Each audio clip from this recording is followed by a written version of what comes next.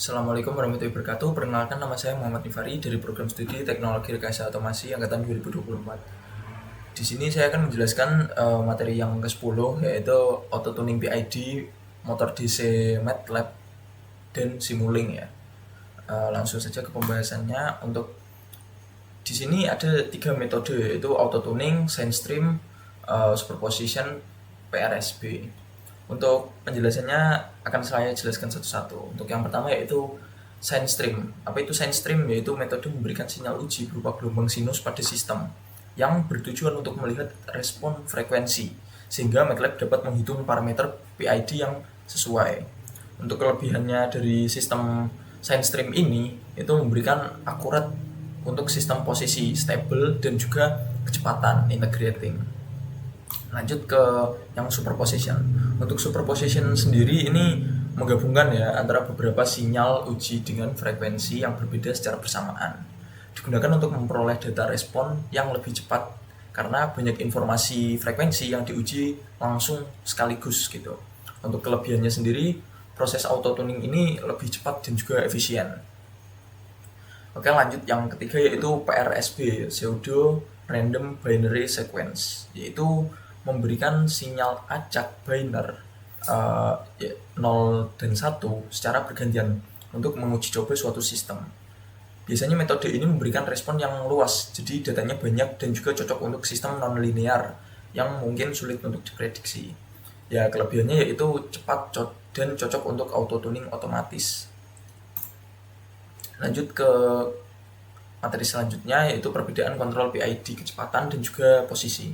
Ini di sini pembahasannya yaitu kontrol kecepatan integrating system, yang dimana motor DC sebagai sistem kecepatan memiliki sifat integrator. Lalu yang kedua yaitu output berubah mengikuti akumulasi sinyal kontrol, dan yang ketiga yaitu parameter PID biasanya cenderung lebih besar agar sistem lebih responsif.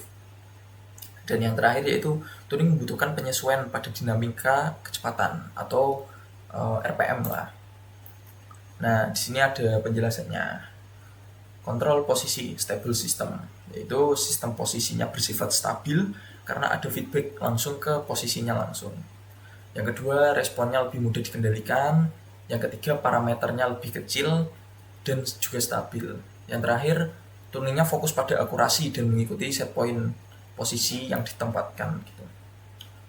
Untuk singkatnya ya ini, kecepatan itu sistem mengintegrasi lebih sulit distabilkan, tuning lebih agresif. Untuk posisinya sistem stabil, lebih mudah dituning, respon lebih halus seperti itu.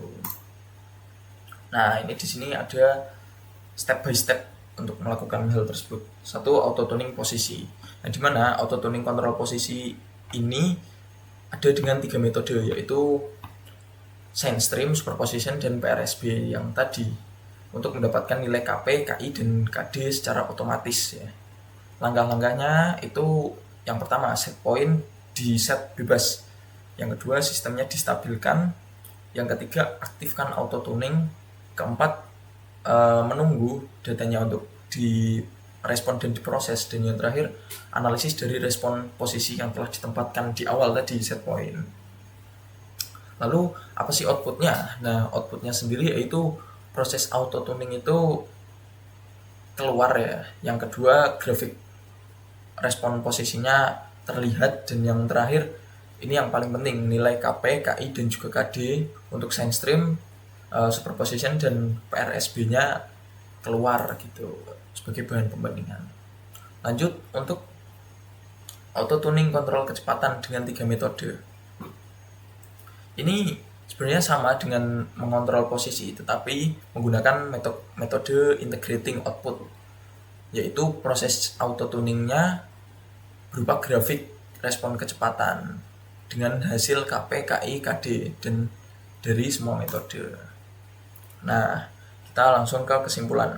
Jadi kesimpulannya, auto tuning PID ini pada motor DC membantu memperoleh parameter KP, KI, dan juga KD secara otomatis yang berdasar pada sistem respon, sehingga proses tuning menjadi lebih cepat dan akurat gitu, akurasinya tinggi.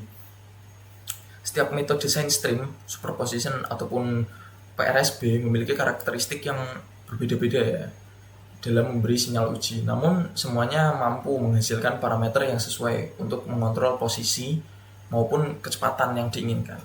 Dengan MATLAB, Simulink, proses pengujian dapat dilakukan secara visual. Jadi terlihat secara visualitatif, itu terlihat sehingga prosesnya itu mudah dianalisis dan juga perilaku sistemnya itu dapat diprediksi. Oke, sekian presentasi dari saya, kurang lebihnya mohon maaf.